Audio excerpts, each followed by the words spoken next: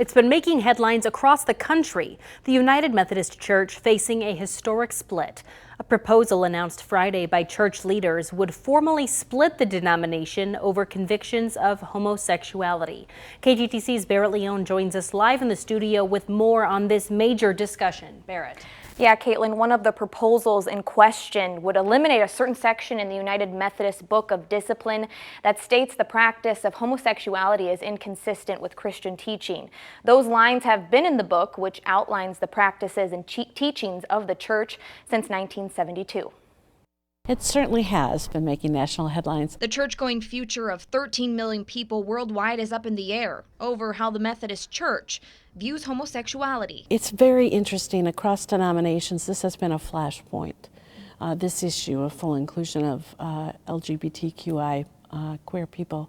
I think the best word is I was just sort of heartbroken because I had been working so hard for ways to maintain our structural unity as a global United Methodist Church. I think that this will be the defining issue, which is remarkable to me in a time when war is unfolding around us and creation is being despoiled and we're worried about so many things. That this would be the thing that would divide us is heartbreaking. But it's not a black and white issue.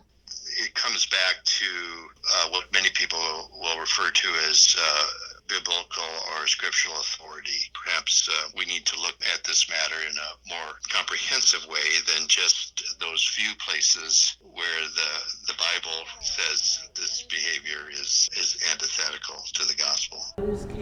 Some congregations taking public stances before May's conference vote. And we have lost people who have said, you know, I just can't go along with that. And so we don't feel like they're better or worse. I want people to feel like they're coming to a place where they are safe. Others not. Either way, a historic move. I pray amicably decide that they'll go their separate ways and offer ministry in the ways that feel most coherent for them. The separation plan comes from a 16-member committee made up of people with a wide range of viewpoints. The 2020 General Conference, where the big decision will happen, is this May in Minneapolis. Reporting live in the studio, Barrett Leone, KTTC News.